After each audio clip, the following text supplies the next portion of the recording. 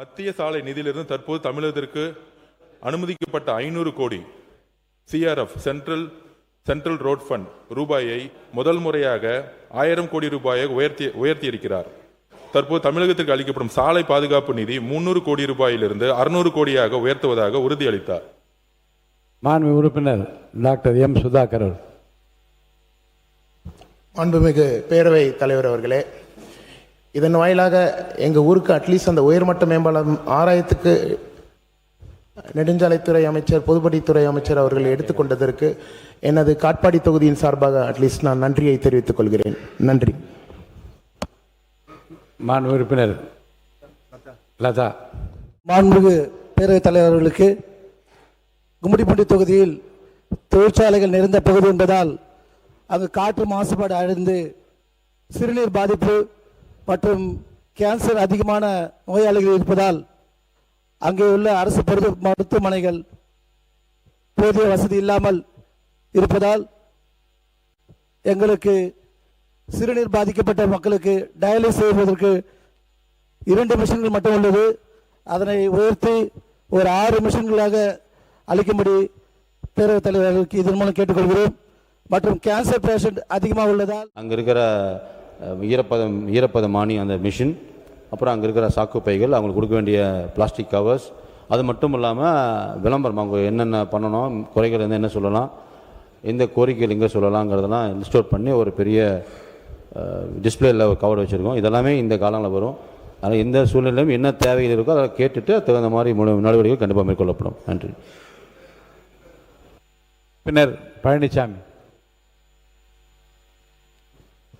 பேரவைத் தலைவர் அவர்களே வணக்கம். எனது தொகுதிக்குட்பட்ட பில்ராம்பட்டு அப்பனந்தல் கிராமத்தில் 50,000 மெட்ரிக் டன் நெல் ஓப்பனில் இருக்குது. அதுக்கு அரசு குடோன்கள் கட்டி தருமா என்பதை முன்வருமா என்று தங்கள் வாயிலாக அறிய விரும்புகிறேன். மாண்புமிகு உணவு மற்றும் உணவு வழங்கல் துறை அமைச்சர் அவர்கள். எந்த மாவட்டத்தில் வருது? மாண்புமிகு பேரவைத் தலைவர் அவர்களே, மாண்புமிகு சட்டமன்ற உறுப்பினர் அவர்கள் கோரிக்கையின்படி பர்வேஸ் இணையதளம் வாயிலாக விண்ணப்பிக்கப்பட்ட வனத்துறை மூலம் உரிய நடவடிக்கை மனுக்கள் மீது உரிய நடவடிக்கை மேற்கொள்ளப்பட்டு மத்திய அரசின் அனுமதி பெற்று தரப்பட்டுள்ளது. அதன்படி மேலும் அந்த நிலுவையில் உள்ள அந்த சாலைகள்லாம் அரசு அதிகாரியிடம் பரிசீலித்து நம்மளுடைய மாண்புமிகு முதலமைச்சர் ஆணைக்கிணங்க நிச்சயமாக அந்த சாலைகள் போட்டு தரப்படும் வனத்துறை சார்பாக என்பதை இந்த அவையில் தெரிவிச்சுக்கிறேன். அது மட்டும் இல்லை, நம்மளுடைய பட்ஜெட் கூட்டத்தொடர் முடிந்தவுடன் நிச்சயமாக நீங்கள் நம்மளுடைய ஜவாது மலைக்கு நாங்கள் ஆய்வு செய்து அந்த மக்கள் குறைகளை கேட்டு மேலும் என்ன தேவை என்பதையும் நாங்கள் பூர்த்தி செய்து தருவோம் என்பதை இந்த நேரத்தில் தெரிவிச்சுக்கிறேன். நன்றி. தலவாய் சுந்தரம். மல்லிகுளத்து அமைச்சர் பேசட்டும். வரட்டும். இல்லைங்க, பேச சொல்லுங்க. பள்ளி இருங்க.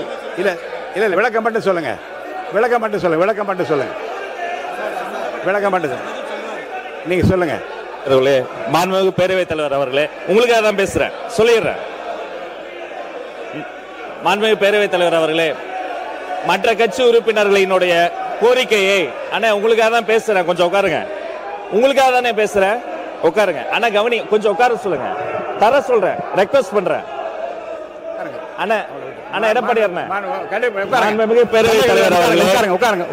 எதிர்கட்சி உறுப்பினர்களினுடைய கோரிக்கையை அவர்கள் ரொம்ப கன்சர்ன்டா கோரிக்கை வைக்கிறாங்க.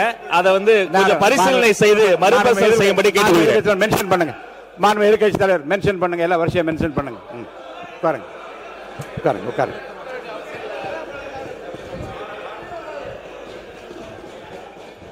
பேரவைத் தலைவர் அவர்களே, இல்லை ஒன்று படிச்சிடுறேன். சிறப்பு கவன ஈர்ப்பு. தமிழ்நாட்டிலிருந்து நேபாளத்திற்கு சுற்றுலா சென்றவர்கள் வெள்ளத்தில் சிக்கியது குறித்து விழி 55 கீழ் அறிவிப்புகளை கீழ்காண உறுப்பினர் கொடுத்துள்ளார்கள். திருவாளர்கள் ஏவா வேலு அவர்கள்.